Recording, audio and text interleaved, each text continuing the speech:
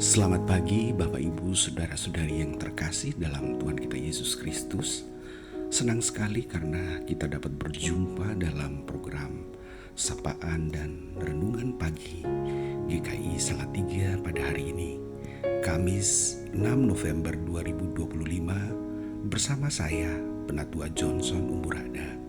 Sebelum kita bersama mendengarkan dan merenungkan, mari kita satu di dalam doa. Kita berdoa. Selamat pagi Bapa yang bertahta di tempat yang Maha Kudus.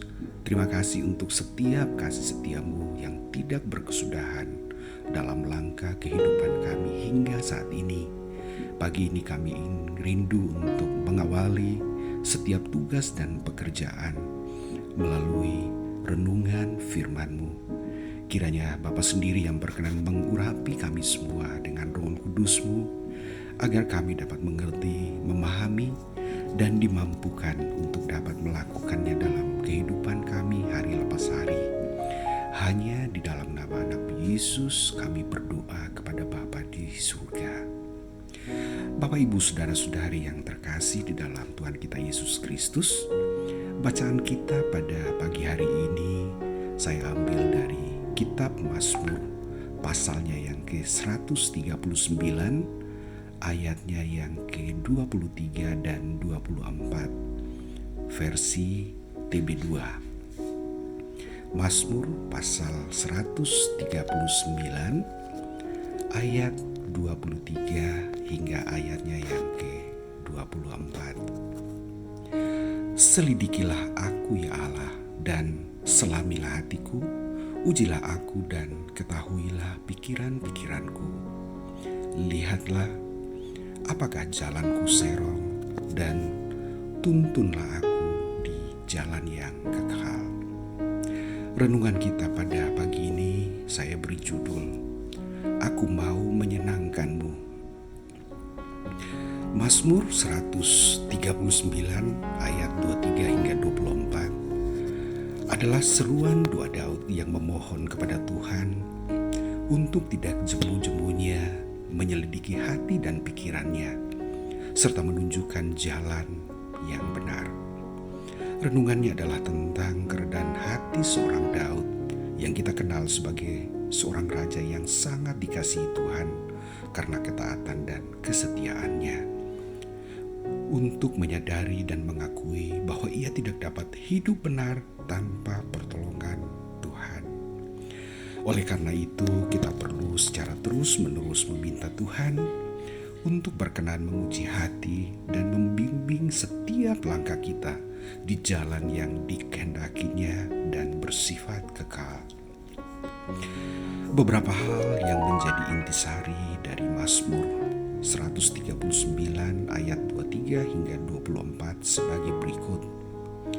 Yang pertama, pengakuan dan keterbatasan diri Daud.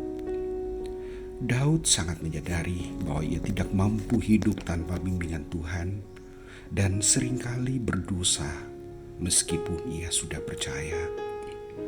Kesadaran dan pengenalan dirinya sebagai pribadi yang seharusnya melakukan apa yang menjadi kehendak Tuhannya, namun dapat terjerat atau tergelincir dalam cara hidup yang tidak sesuai dengan kehendak Tuhannya, menjadi dasar bagi Daud untuk memohon bantuan dan tuntunan Tuhan dalam membimbing dan menuntunnya untuk dapat menjalani hari demi hari dalam hidupnya agar serupa atau sesuai dengan kehendak Tuhannya.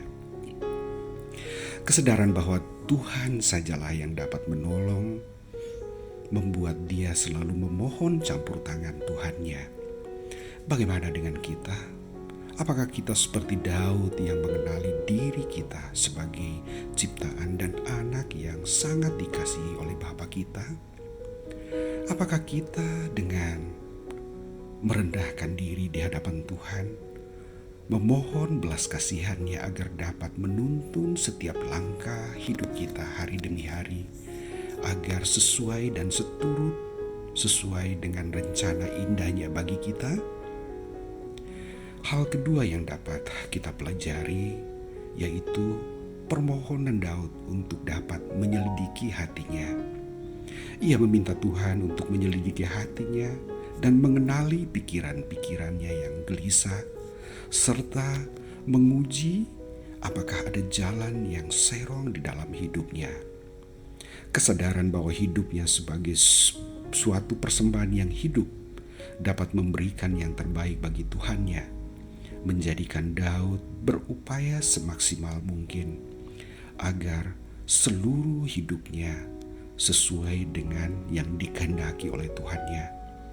Oleh karena itu, hal mendasar yang ia inginkan adalah memiliki sikap hati yang benar dan bersih di tengah persoalan dan pergumulan hidupnya setiap hari. Bagaimana dengan kita? Apakah ada waktu bagi kita untuk mengenali setiap langkah hidup kita?